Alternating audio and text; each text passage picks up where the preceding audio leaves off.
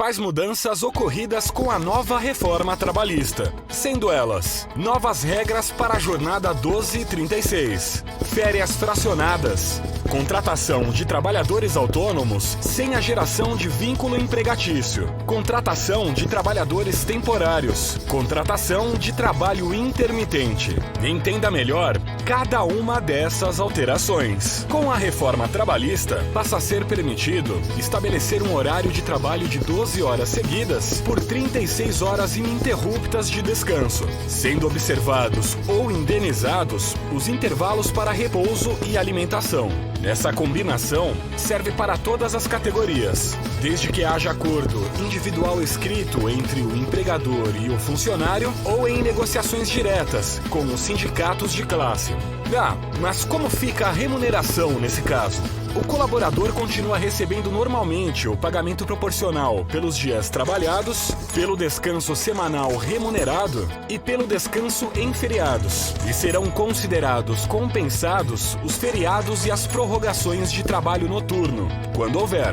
A segunda alteração principal é que, desde que seja acordado com o gestor, suas férias poderão ser usufruídas em até 3 períodos. É importante saber que um dos períodos de férias não pode ser inferior a 14 dias corridos e os demais períodos não podem ser inferiores a 5 dias corridos cada um. Por exemplo, Marta planejou tirar suas férias em 3 períodos fracionados da seguinte forma: 14 dias em junho, 10 em outubro, 6 em dezembro. Vamos explicar. Antes, se um autônomo trabalhasse exclusivamente para uma empresa, ou seja, se ele não tivesse outras empresas para as quais prestasse serviço, a Justiça do Trabalho considerava que havia vínculo empregatício, pelo entendimento de que o trabalhador autônomo só possuía uma fonte de renda. Mas isso mudou com a reforma trabalhista.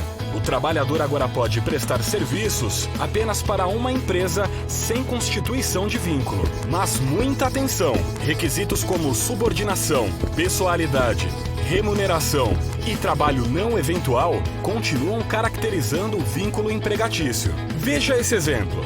João é técnico de informática e trabalha apenas para uma empresa, fazendo reparo de computadores e impressoras. Trabalhar somente para uma empresa não configura mais vínculo empregatício. Mas se João for trabalhar todos os dias, tiver estabelecido horário de entrada e saída, receber ordens de um superior e tiver salário mensal, o vínculo está formado. A modalidade de contratação de trabalho temporário também sofrerá alterações. Conheça suas principais mudanças. Uma pessoa física é contratada por uma empresa de trabalho temporário. Essa empresa a coloca à disposição de uma empresa tomadora de serviços para atender às necessidades de substituição transitória de pessoal permanente ou a demanda complementar de serviços. Antes da reforma trabalhista, essa contratação podia ser feita pelo prazo de 90 dias, que poderia ser prorrogado por mais 90 dias, desde que autorizado pelo Ministério do Trabalho, somando um total de 6 meses. E nos motivos justificadores, precisava constar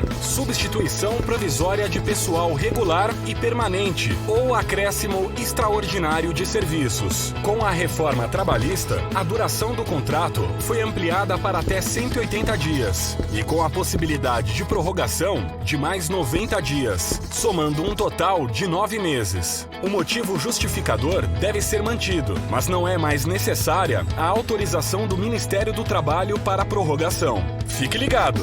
A companhia tem política interna referente à contratação de mão de obra temporária. Em caso de dúvida sobre o assunto, você deve consultá-la.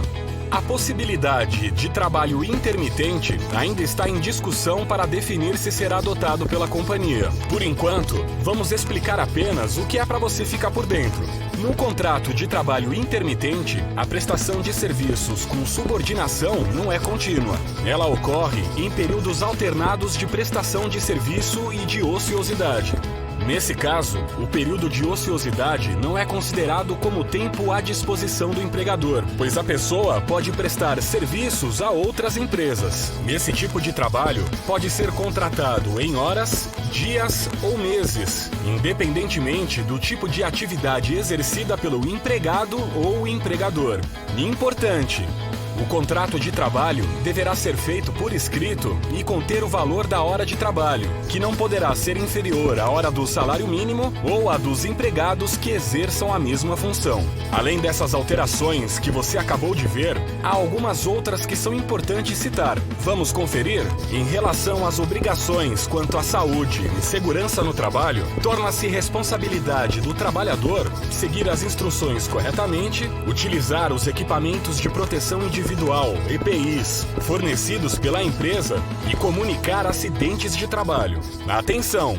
A CCT, Convenção Coletiva de Trabalho, ou ACT, Acordo Coletivo de Trabalho, prevalece sobre a legislação. É possível prorrogar a jornada em ambientes insalubres, com previsão em convenção coletiva e sem autorização do MTE. Gestantes ou lactantes podem trabalhar em locais insalubres, quando apresentarem atestado médico autorizando. A porcentagem dos valores referentes ao adicional de insalubridade pode ser objeto de acordo coletivo.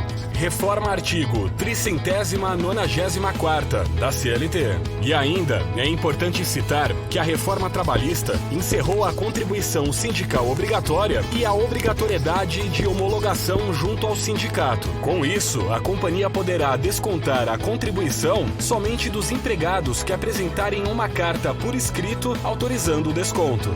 Foram muitas mudanças. Aqui citamos apenas as principais que afetam diretamente o dia a dia de trabalho na companhia. Não se esqueça que a companhia tem o código de ética e qualquer dúvida nele deverá ser consultado. A seguir, pratique o que você aprendeu até aqui respondendo algumas perguntas.